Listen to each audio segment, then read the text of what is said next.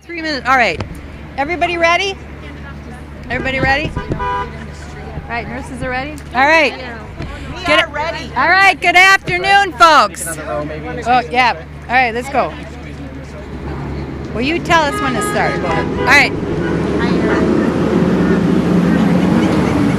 Okay. Good afternoon. My name is Mary Turner, and I am president of the Minnesota Nurses Association, but more importantly, I'm an ICU nurse at North Memorial in Robbinsdale, Minnesota. And we have just a few of the 15,000 nurses that are on strike all across Minnesota. We've got 3 hospitals up in Duluth, and we've got 11 hospitals down here that are on strike for 3 days. We start at 7 a.m. and we will run till 7 a.m. on Thursday. Why are we out here? We are out here literally to save our profession. 51% of us could potentially leave the bedside as of next year. 51%, that's a health crisis. Okay, and our employers have told us at the table, they want to make it all about money, that we're just looking for money. I'll tell you what, guys, if all we cared about was money, we'd all be traveling right now. Okay, because during the pandemic, as a COVID ICU nurse at North, I sat next to nurses who made $300 an hour. Believe you me, we don't make no $300 an hour. So if we really were only in this for money, we'd all be traveling right now. Right, nurses? Amen. Yep. But it's not just about that. It is about being able to do the profession how we are obligated to do through the Nurse Practice Act. They're saying that there's no way we're going to have an arbitrator language in our contract. I'm like, okay, fine, we're not going to win that battle. But here is a sentence that we want to have in our contract. If you want to change the staffing on a floor, you have got to get 51% of your nurses to agree to it. They don't want that.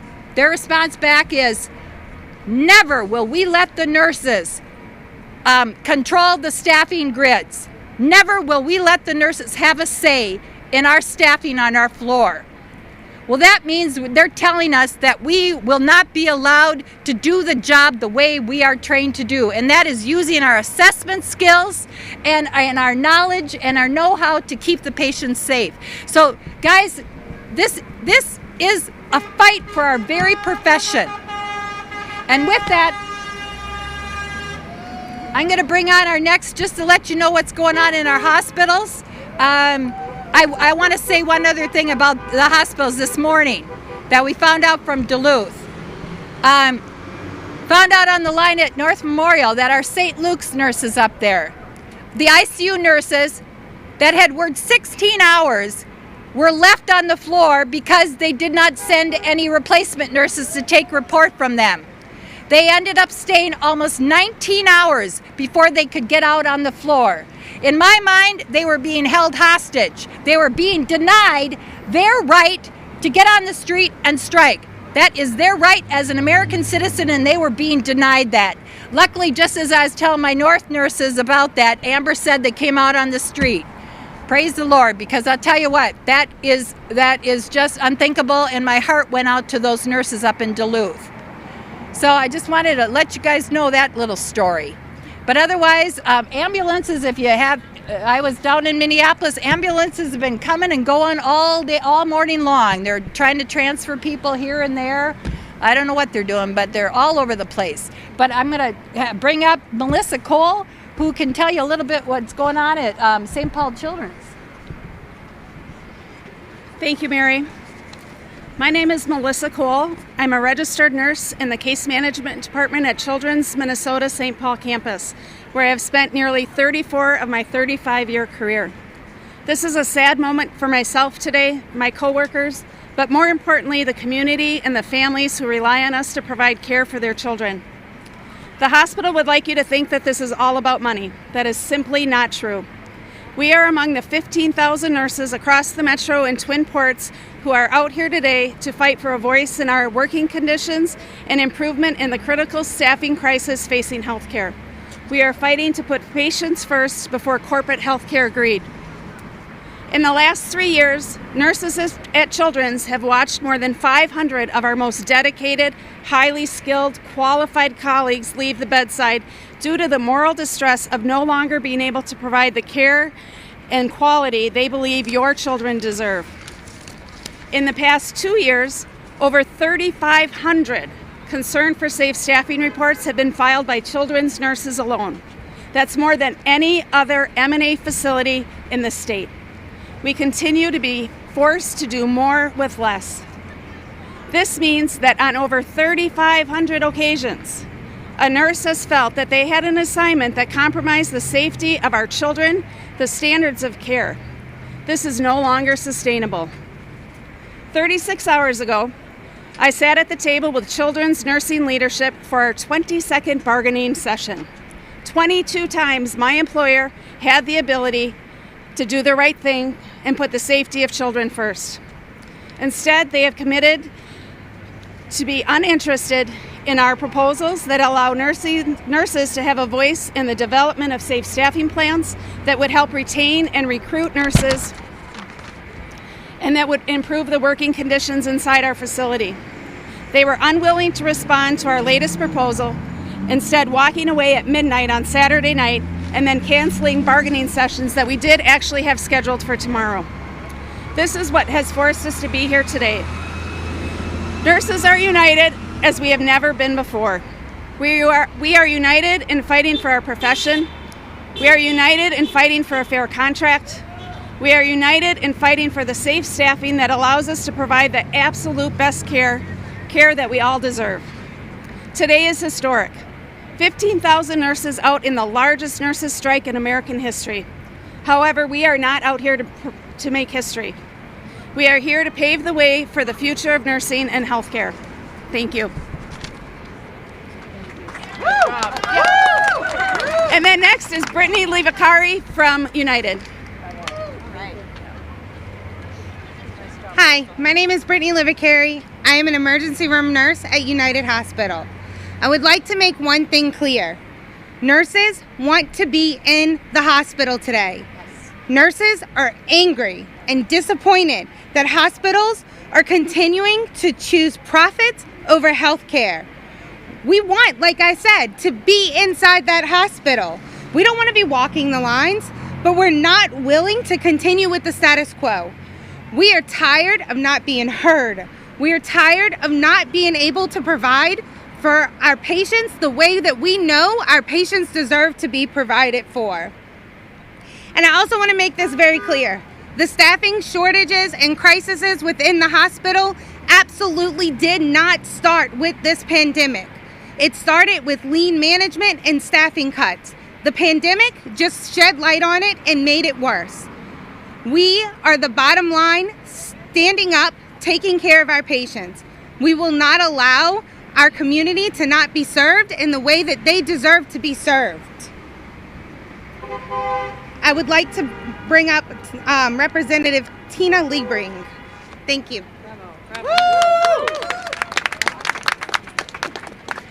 Good afternoon, everyone. I am Representative Tina Liebling from Rochester, and I chair the Health, Finance, and Policy Committee in the Minnesota House of Representatives. I am in awe of the nurses who are working so hard to help Minnesotans when they are in need. This is a tough profession. These people are doing it for all the right reasons. And so when they feel the need to walk up the job, leaving their patients behind, we know that this is really serious. This is really a public health crisis for Minnesota. When Minnesotans get sick, when there's a pandemic, where they have any other kind of health crisis, they depend on skilled and caring nurses to be available to take care of them. Hospitals without the nurses are just buildings. We all know that. So we have to be really attentive to this as a state. The hospital administrations that are, these hospitals that are being struck right now have shown incredible tone deafness to the needs of their nurses. And this cannot continue. This is about all of us. This is about our loved ones. This is about our families, our friends, our communities. We need to be listening to the voices of nurses. They are at the bedside.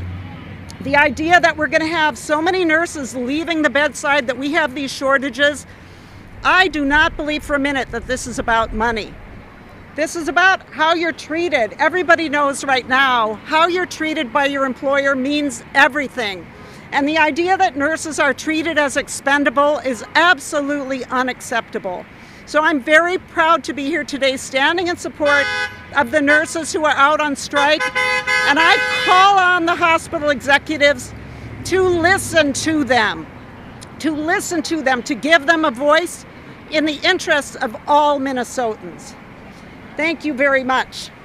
And now I would like to introduce the great Senator Erin Murphy.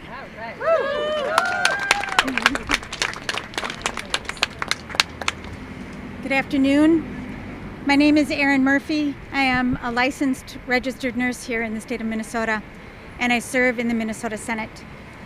I am proud, though disappointed, that we are here today.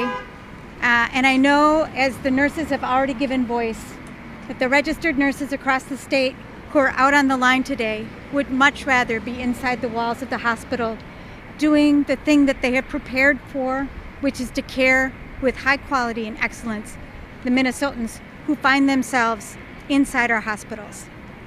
That they are out on strike is an extraordinary measure. That we are here together today is a signal that the hospitals have not taken seriously the concerns of the nurses, which they have been expressing far before the pandemic and through the course of the pandemic, that the quality of care that they are able to provide, given the way hospitals are choosing to staff, is eroding. It is their professional obligation to raise their voices. They are licensed. They are bound by a code of ethics that requires them to raise their voices to say that they are not being allowed, because of the way hospitals are being staffed, to do the job that they need to do, to provide the high quality of care that we have come to expect in the state of Minnesota. It is important that Minnesotans understand this, but I am here today to urge the hospital executives to come back to the table, to do the hard work that the nurses have been asking them to do, which is to make sure that our hospitals are adequately staffed and the contracts put in place the provisions necessary to retain that high quality staff. Our nurses are out here today, which means there are substitutes, temporary nurses caring for Minnesotans. Those nurses are licensed, but they are not the experts that the nurses out here are. Just like in a classroom, when you have a substitute teacher, which happens from time to time, that teacher is not going to be the same as the person who knows their students, who knows the classroom, who knows the system. Our expert Minnesota nurses should be the ones caring for patients, and we need to heed their warnings that the understaffing that continues inside our hospitals is interrupting their ability to do their jobs with excellence. The business of healthcare and a budget for a hospital will not balance properly if nursing is not adequately staffed. You don't go to a hospital to lie in a bed. A bed in a hospital means a nurse, a registered nurse. There have to be enough registered nurses to do the care. The business of healthcare must center on care. And today, more and more, the business of healthcare is centering on profit and profit margin and return on investment. And a good hospital executive will know the best return on an investment in a hospital is high quality nursing care. And these nurses are out on the line today to make sure that their obligation as professionals is being upheld. And I stand with them in solidarity. Thank you. Woo! All right. Any questions? You talk so much about staffing. Do you consider the staffing levels that you're working with safe for patients? No, we wouldn't be out here if they were. Like I said, 3,500 concern for safe staffings at the two children's hospitals alone, right? And the concern for safe staffing, we've brought those boxes to the legislature. We had whether 12 to 15 boxes full that we showed, and that's filled with, and every single one of those that are filled out is an unsafe situation. So no, we wouldn't be out here if our staffing was safe. Can you walk us through the possible timeline? What happens Thursday after these 3 days on strike? Well, hopefully they kind of, all of our employers kind of left in a huff. You know, I don't know what happened at your table, but at the North table, they kind of chastised us for wasting their time and so disappointed in us, and so downright offensive.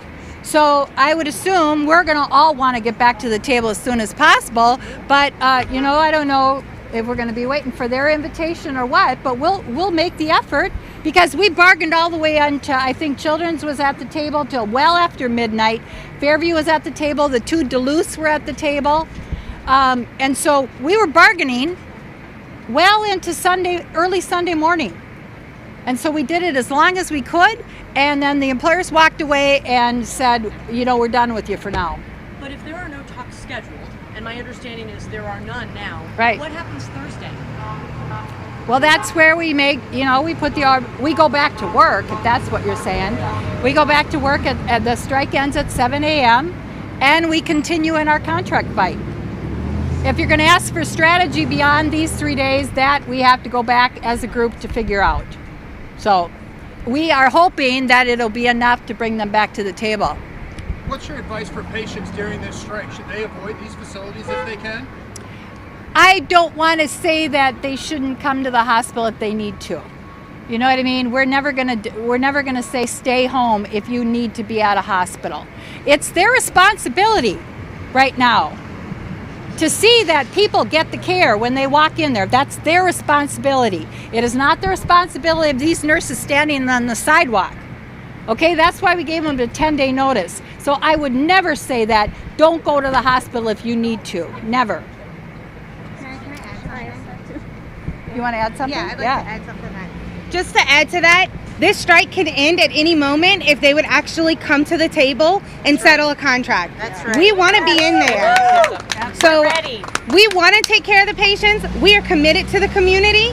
We will end this strike if they come to the table and come to a fair agreement that the nurses deserve, and that also honors and protects us and our patients. Yep.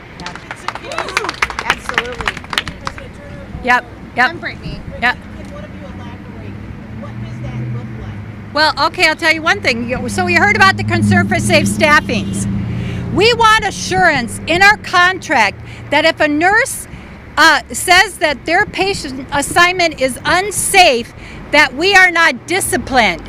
We've had nurses that have been sent home for refusing an unsafe assignment.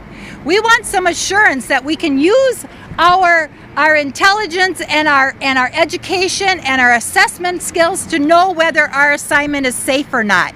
We want that assurance. They don't want to do that. How does it get any safer when you're not there, though? I can speak to that. Okay. It's our understanding from our coworkers inside Children's Hospital that there are actually some units today that are better staffed than when we are in there.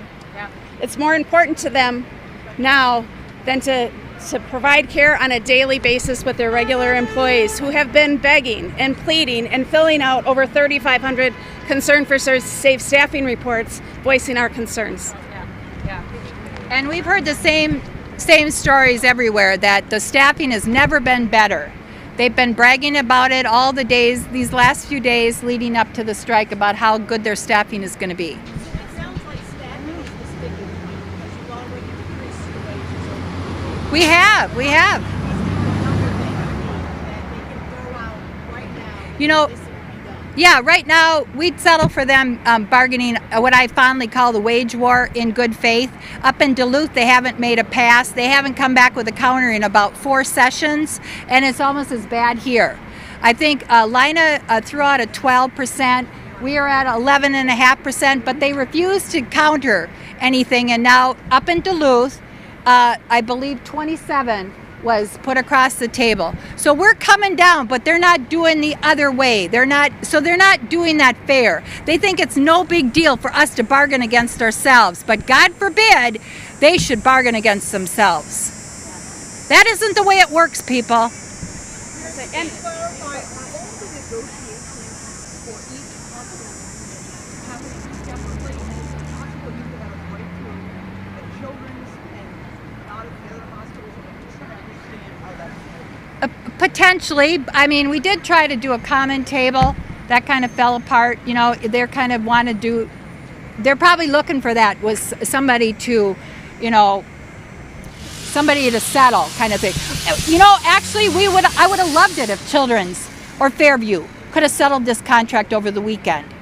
But there are just certain things that we are looking for. And one of them is to be able to have the ability to have some say in the staffing on our floors. We're being denied that. So you are negotiating separately? Yeah, each table has their, we're all one organization, but we're all separate tables. It's a 3-year contract. No, we've got some staffing and wages are what we would call our joint proposals. I mean, realistically, wages is always a joint proposal because you're not going to have Children's Minneapolis, St. Paul making more or less than United sitting right next door, okay? So that realistically is always a joint proposal. But we have insisted that staffing has to be a joint proposal too. That's the part they're having a real problem with.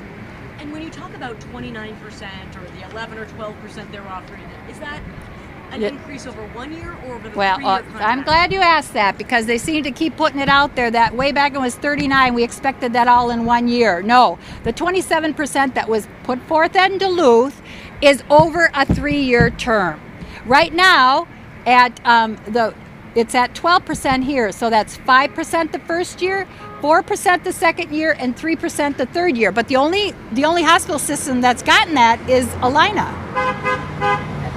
And they're offering, let's say, Alina 12% over 3 years? Correct. So I'm glad you asked that because they keep putting it out there, making it sound like we want this all in 1 year. And that is so, but like I said, if this were truly about money, we would all be traveling right now because that's where the money's at right now. What clout does it give you to have the 3 hospitals in the near future? I know, sir. Well, I'll be honest. It was kind of a relief to me when July 1st came along. Our contracts were due June 1st, and up in Duluth, they were due up June 30th. So come July 1st, we became almost 15,000 nurses. First time it's ever been done. I mean, we're hitting 3 metro areas, Minneapolis, St. Paul, and Duluth. 3 level 1 traumas right now. North Memorial, Essentia St. Mary's, and then Minneapolis Children's. Those are all level 1 traumas right now that are probably not going to be working at the full capacity. I think at North, the ambulances are going back and forth. I have a feeling they're bringing people to HCMC. We're getting word that HCMC is filling up. You know? The 543, that's the Alina nurses proposal? Yeah, the one at North was... The hospital's That was the hospital's proposal, yes. Yes. Yeah. But then Alina has nothing to say about staffing. They don't even want to. Yep. Alina may have the highest proposal back to the nurses at all the table, but they don't want to even begin to talk to us about staffing. They keep telling us we will never give operational control to the nurses. Yeah. We're not asking for operational control. We're asking to be heard. We're asking to protect our license. We're asking to protect our patients. We know that the care that we've been having to give inside this hospital since the pandemic isn't what the community deserves. The community deserves better, and that's what we're asking for. Alina doesn't want to talk about it. This is not about wages. Wages is a part of it, but 100% staffing is the number one thing that we're fighting for inside that building. Yes. And I would like to add, when the contract opened, the hospitals came to the M&A and asked to do a wage-only contract. They did not want to speak with us about staffing. They did not want to speak with us about working conditions or retaining or recruiting new nurses to the profession. And as far as children's, we're at 4, 3.5, and 4% is the latest offer from our employer. We have very little interest in decreasing our offer any more until our hospital talks to us about staffing. That's what's important. The care of children in our community is the most important thing to us. Would you trade some of your wage requests for guaranteed staffing levels or guaranteed new hires? Absolutely. That's why we have them as high as they are, and we haven't decreased it yet. Until we get the staffing, then let's talk wages. But until then, it's not about that. So if they promised you so many more nurses, you would back off of your voice. Yep, and a say and a voice in the process in determining how many nurses are considered safe per shift. Yeah. I want to bring up one other point because they keep insisting about the mediator. They've been asking about that from day one. Day one, they've been asking about that, wanting a mediator. Well, in our world, it's never been off the table to have a mediator. But a mediator is when you're coming close to a deal. Well, we're way far apart with that. But here's what happens, and this is what has happened in the past. Once the mediator comes in, they don't face us across the table. And so when they say that they wanted a mediator from the very beginning, in my mind, that means they never wanted to hear all of our stories of unsafe staffing. They never wanted to hear all of our stories of workplace violence. That's why they want the mediators, so they don't have to face their nurses. Well, I'm sorry, we're not going to make it that easy for them. Nope. So there are no talks scheduled at all throughout the whole group? We had on Tuesday. Yeah, they canceled. We had one set up for Tuesday. They canceled on us. Alina canceled. Alina canceled. Children's canceled. Everybody canceled. The hospitals did. Yep. If they came back and wanted to talk, Of course we would. Absolutely. Of course we would. So. Good? Thank you. Okay. Thank you. All right. Bravo, guys. Good job, everybody. Thank you.